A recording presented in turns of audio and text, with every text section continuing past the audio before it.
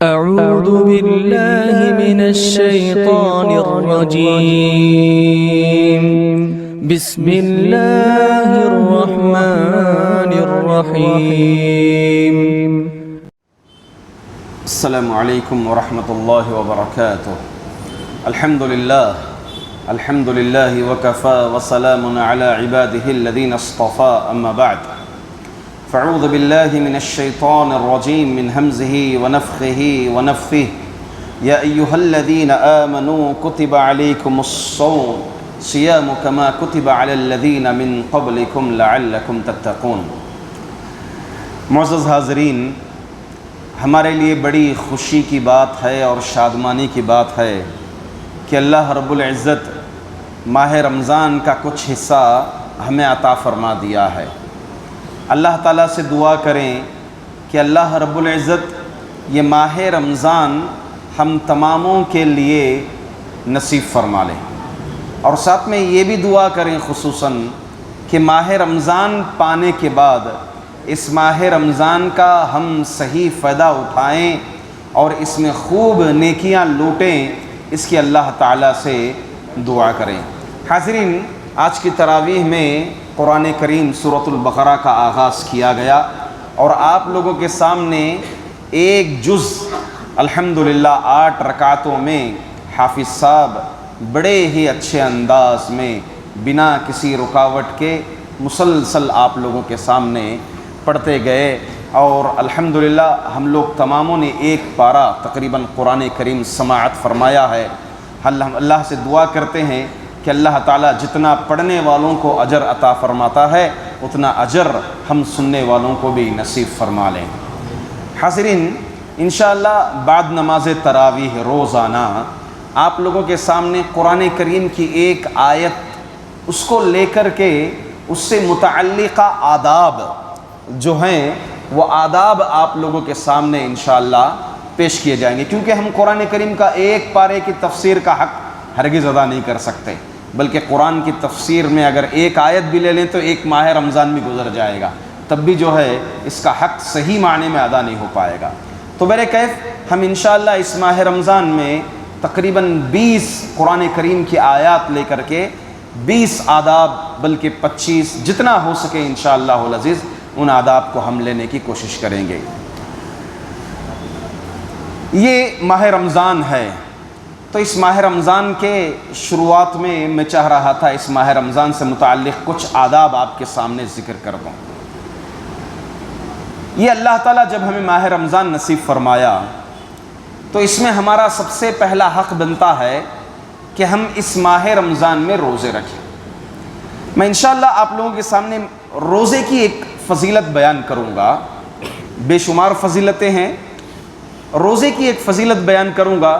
انشاءاللہ ہمیں اس فضیلت کو سننے کے بعد روزے رکھنے میں اور دلچسپی اور مزہ اور جو ہے انشاءاللہ العزیز اس عبادت میں اور اخلاص انشاءاللہ العزیز ضرور آئے گا یہ فضیلت سننے کے بعد۔ دیکھیں، اللہ کے رسول صلی اللہ علیہ وسلم نے فرمایا کل عمل کفارہ الا الصوم فإنہ لی وأنا اجزی بہ۔ ہر عمل کا کفارہ ہے سوائے روزے کے، کیونکہ روزہ اللہ حدیث قدسی میں فرماتے ہیں کہ روزہ میرے لیے ہے اور میں اس کا بدلہ دوں گا۔ حدیث طویل ہے، میں مختصر حدیث کا ٹکڑا آپ کے سامنے لایا۔ اس حدیث کو علماء اکرام نے ہمیں 2 طرح سے سمجھایا ہے کہ روزے کی فضیلت، ایک انوکھی فضیلت اس حدیث سے علماء اکرام نے ہم کو سمجھایا۔ پہلی چیز یہ ہے کہ ایک بندہ جو دیگر عبادتیں کرتا ہے، جیسے نماز ہے، قرآن کی تلاوت ہے، حج ہے، زکوٰۃ ہے، روزہ چھوڑ کر کے جتنی بھی عبادتیں ہیں، اللہ تعالی ہر نیکی کے بدلے 10 سے 700 گنا تک اللہ رب العزت دگنا اجر عطا فرماتے ہیں۔ پھر اللہ فرماتے الا الصوم، روزے کو چھوڑ کر کے، کیونکہ روزہ میرے لیے ہے، میں اس کا بدلہ دیتا ہوں۔ اب بندہ ایک نماز پڑھتا ہے تو اس کو نماز جو ایک نیکی پڑھا اس کے اللہ تعالیٰ دگنا اجر، دگنا تگنا جتنا ہو سکے اللہ تعالیٰ اس کے نیت کے حساب سے اجر دے گا، تو اس کی نیکیاں ہوں گی۔ اگر اس کے گناہ بھی ہو جائے تو اللہ تعالیٰ کیا کرتا ہے، اس کی جو زائد نیکیاں ہیں نا، ان نیکیوں کے بدلے ان گناہوں کو لیول کر دیتے ہیں۔ یہ نیکیاں ان گناہوں کے لیے کفارہ ہو جاتی ہیں، یہ نیکیاں ان گناہوں کے لیے کفارہ ہو جاتی ہیں۔ اب بندہ کہاں آ گیا، نہ مائنس نہ پلس، اگر نیکیاں ہو تو پلس، ہاں گناہ ہو تو مائنس۔ یہاں زائد نیکیاں گناہ کے بدلے میں اللہ تعالیٰ لیول کر دیتا ہے، اب نیوٹرل میں ہے بندہ، تو اللہ رب العزت اس کو جنت بھیجنا ہے، تو روزے کے بدلے اللہ تعالیٰ کیا کریں گے، اس کو جنت میں داخلہ فرمائیں، کیونکہ اللہ تعالیٰ روزے کی نیکیاں نہیں دے گا۔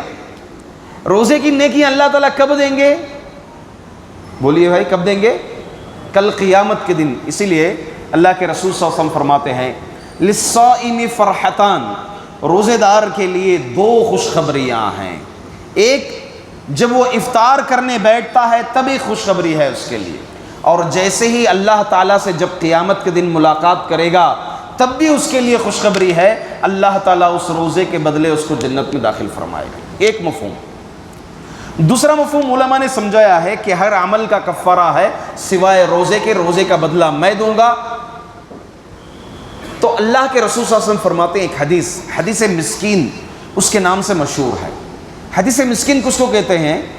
صحابہ سے اللہ کے رسول صلی اللہ علیہ وسلم نے پوچھا کہ مسکین کون ہے؟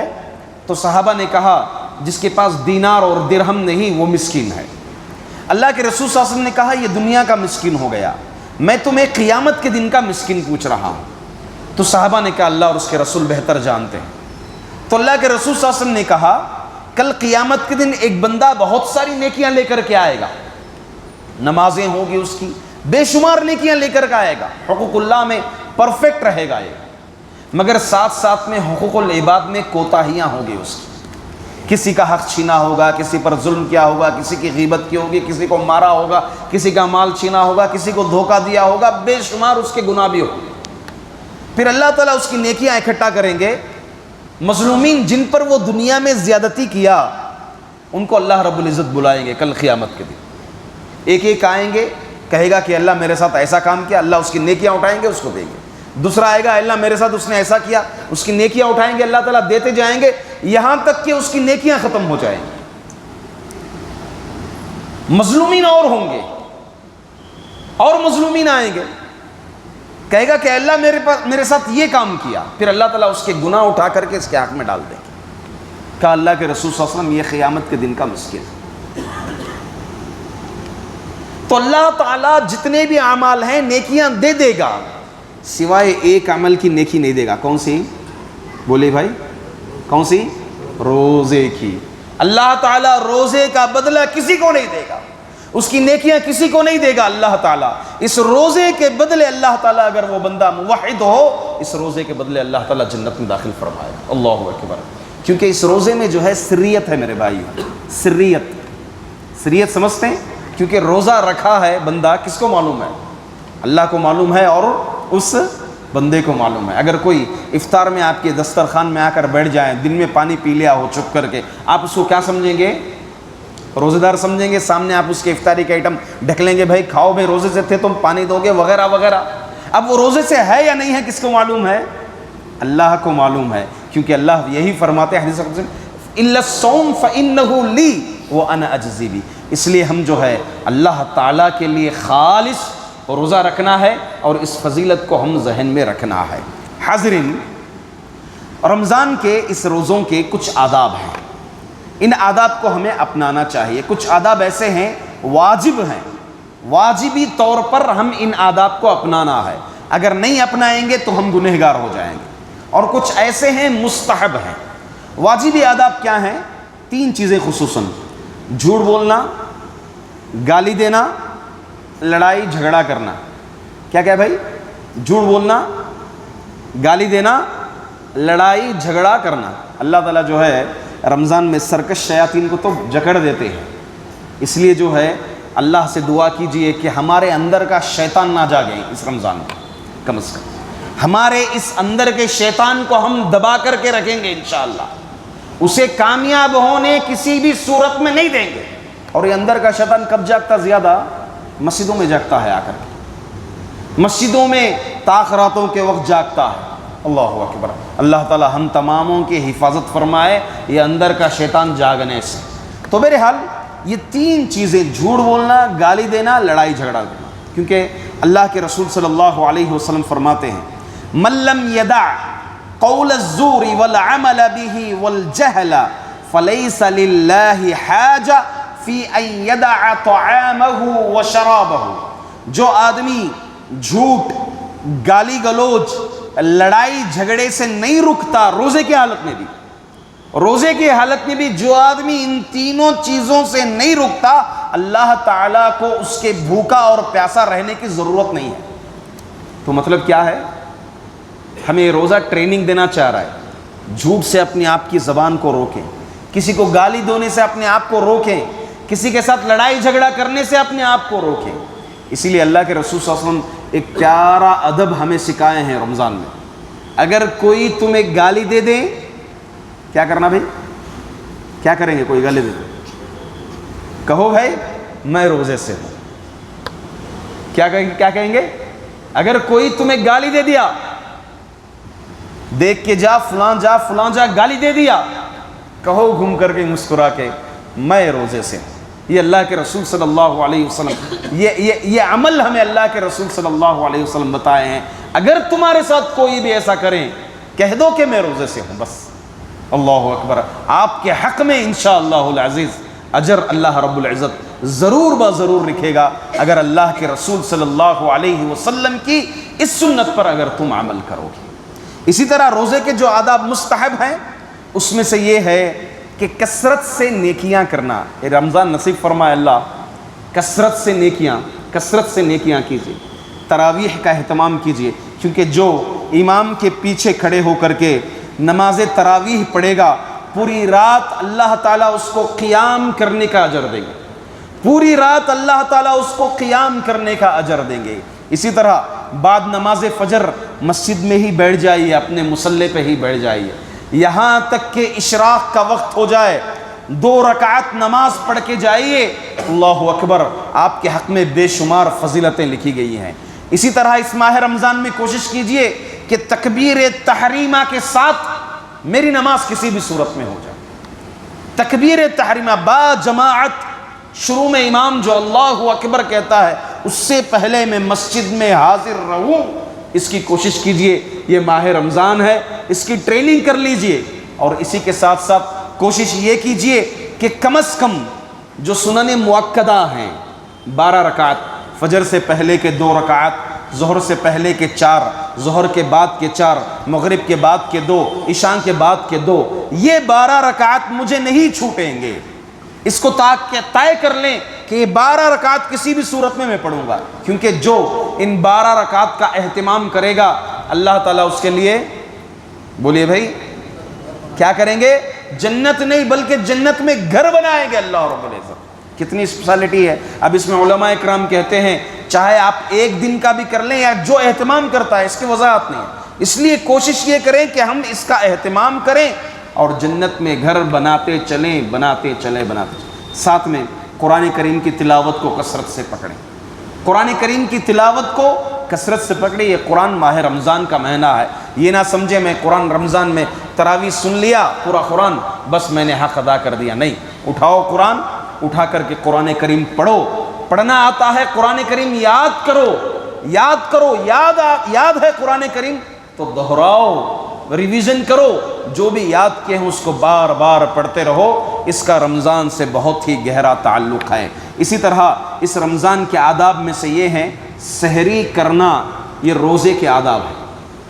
سحری کرنا یہ روزے کے آداب ہیں۔ اللہ کے رسول صلی اللہ علیہ وسلم فرماتے ہیں تسحروا فإن فی السحور برکہ، سحری کرو اس لیے کہ سحری میں برکت ہے۔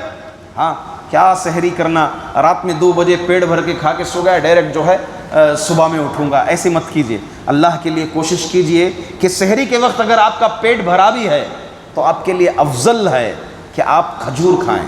سحری کریں تو کس سے کریں؟ آپ کوشش کریں کہ سحری میں کھجور سے کروں۔ آپ کو اگر بھوک زیادہ لگی ہے کھانا پینا سب کھا لیجئے آپ اپنے اطمینان کے لیے، مگر آخر میں کم از کم آپ ضرور کوشش کیجئے کہ میں یہ سحری کھجور کے ذریعے سے کروں۔ اسی طرح اس رمضان کے آداب میں سے یہ ہیں افطار میں جلدی کرنا، سحری میں تاخیر کرنا۔ سحری میں تاخیر کرنے کا کیا مطلب ہے؟ اللہ کے رسول صلی اللہ علیہ وسلم آخری وقت تک سحری کرنا۔ آپ کی اور طلوع فجر جو اذان کا وقت ہے، طلوع فجر اور آپ کے درمیان 6 سے 7 منٹ کا وقفہ ہو۔ اس وقفے سے پہلے آپ کیا کرو؟ آخری وقت میں سحری کرو۔ یہ یہودی سحری نہیں کرتے ہیں، ہمیں سحری کرنے کا سکھایا گیا۔ اور افطاری جلدی کرنے کا مطلب کیا ہے؟ جیسے ہی وقت ہو جائے افطاری کر لو، جیسے ہی وقت ہو جائے۔ یہ احتیاط کے طور پر 2 منٹ چھوڑنا، 3 منٹ چھوڑنا، یہ احتیاط شریعت میں نہیں ہے میرے بھائی۔ افطار میں جلدی کرنا ہے۔ اگر ہم افطار میں جلدی نہیں کریں گے رسول اللہ صلی اللہ علیہ وسلم کی مخالفت کریں گے۔ اللہ کے رسول صلی اللہ علیہ وسلم فرماتے ہیں لا یزال الناس بخیر ما عجل الفطرہ، لوگ اس وقت تک خیر میں رہیں گے جب تک کہ وہ افطاری میں جلدی کریں گے۔ احتیاط میں ہمارے مسلمان بھائی کیا کرتے ہیں؟ وقت ہو جاتا ہے، احتیاط کے لیے 3 منٹ 4 منٹ چھوڑ دیتے ہیں۔ رسول اللہ صلی اللہ علیہ وسلم کی مخالفت ہے، اللہ کے رسول صلی اللہ علیہ وسلم کی مخالفت ہے۔ نبی نے کہا کہ یہ امت خیر میں اس وقت تک رہے گی جب وہ افطار میں کیا کرے گی؟ جلدی کرے گی۔ اسی طرح افطار میں تازے کھجور کھانا، کھجور سے روزہ کھولنا۔ کھجور میں بھی تازے کھجور، اگر وہ میسر نہیں ہے تو سوکھے کھجور سے مراد جیسے عام طور پر عام کھجور جو ملتے ہیں وہ کھجور، اگر وہ بھی میسر نہ ہو تو پانی سے افطار کرنا چاہیے۔ یہ بھی روزوں کے آداب میں سے ہے۔ اور اسی طرح انہی آداب میں سے ایک آخری ادب یہ ہے کہ افطار کے بعد دعا پڑھنا چاہیے۔ آپ افطار کے فوری بعد دعا پڑھ لیں یا پھر جب آپ کو یاد آئے تب دعا پڑھ لیں۔ بڑی پیاری دعا ہے، اس کو یاد کر کے رکھ لیجئے۔ ذهب الظمأ وابتلت العروق وثبت الأجر انشاءاللہ۔ ذهب الظمأ، پیاس بجھ گئی، وابتلت العروق، رگیں تر ہو گئی، وثبت الأجر، اجر ملے گا انشاءاللہ اللہ کی اجازت سے۔ تو یہ پیاری دعا ہے، اس دعا کو افطار کے بعد پڑھنا ہے۔ یہ مختصر سے روزوں کے آداب سے متعلق آپ کے سامنے میں نے ذکر کی۔ انشاءاللہ کل سے اسی طرح قرآن کریم کی ایک آیت سے آپ لوگوں کے سامنے زندگی کے جو آداب ہیں ان آداب کو آپ کے سامنے رکھا جائے گا۔ اللہ تعالیٰ سے دعا ہے ہم تماموں کو اللہ رب العزت روزوں کے آداب اپنانے کی، اس پر عمل کرنے کی توفیق عطا فرمائے۔ ماہ رمضان میں کثرت سے نیکیاں لوٹنے کی، کثرت سے دعائیں کرنے کی، کثرت سے ذکر و اذکار کرنے کی اللہ تعالی ہم تمام کو توفیق عطا فرمائے۔ جو جذبہ اللہ ہمارے شروعات میں رکھا ہے، آغاز رمضان میں رکھا ہے، اللہ رب العزت اس جذبے کو بلکہ اس سے اور زیادہ جذبے کو اللہ تعالیٰ آخری روزے تک بھی ہم لوگوں کے درمیان، ہم لوگوں کے اندر پیدا فرمائے۔ آمین۔ وآخر دعوانا ان الحمد للہ رب العالمین۔ سبحانک اللہم و بحمدک۔